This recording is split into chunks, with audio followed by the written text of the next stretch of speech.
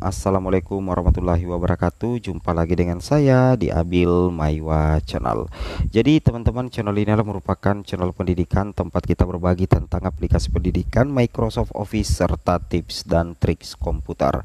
Di sini kita akan membahas akhirnya sepakat Menpan RB dan Kemdikbudristek bahas peluang lulus P1, P2, P3, P4 di seleksi P3K Guru 2024 teman-teman ya.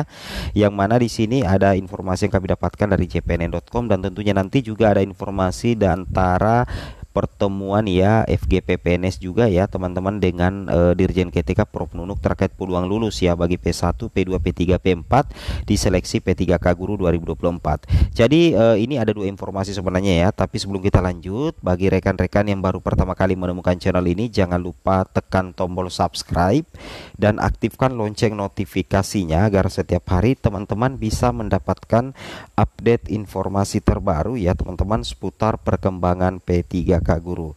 Baik, kita langsung saja teman-teman to the point ke informasinya.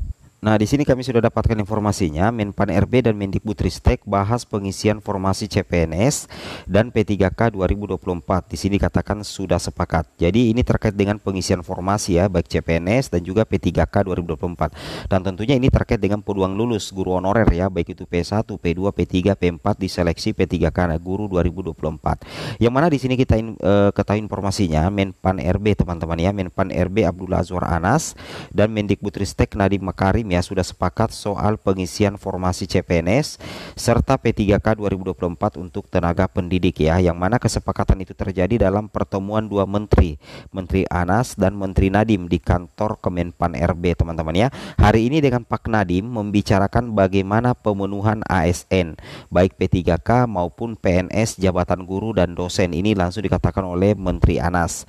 Dalam pertemuan tersebut juga dibahas isu-isu strategis terkait manajemen sumber daya manusia aparatur khususnya tenaga guru dan dosen. Kedua menteri itu juga membahas terkait karir guru dan dosen agar kedepannya jauh lebih menjanjikan, jelas dan juga tidak rumit teman-teman Wow, ini sih mantap Nah, Menteri Anas mengatakan arah kebijakan untuk pemenuhan aparatur sipil negara ASN PNS dan P3K 2024 diprioritaskan salah satunya pada pemenuhan kebutuhan tenaga guru.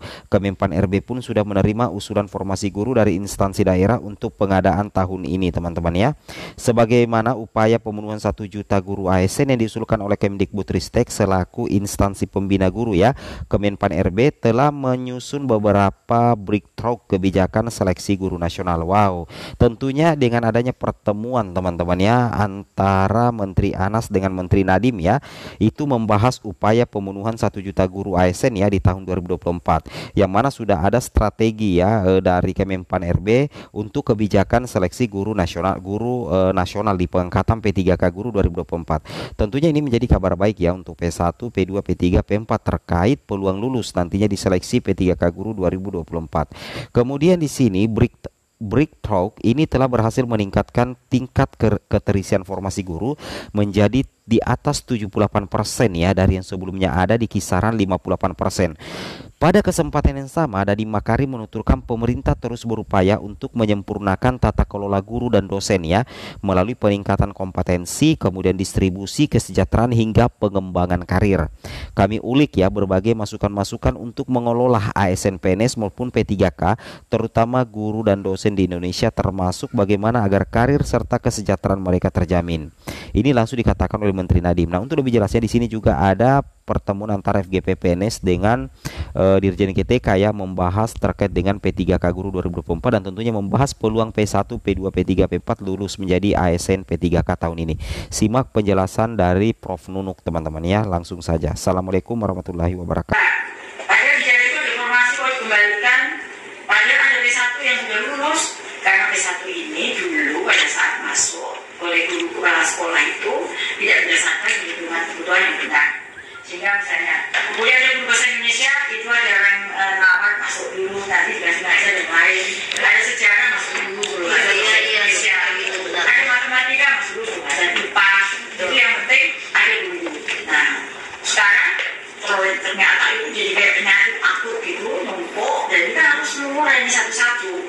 Kalau untuk nanti ke depan bahwa itu jadi ASN, kan punya kesempatan pengembangan karir, dapat sertifikasi, kan dibayar.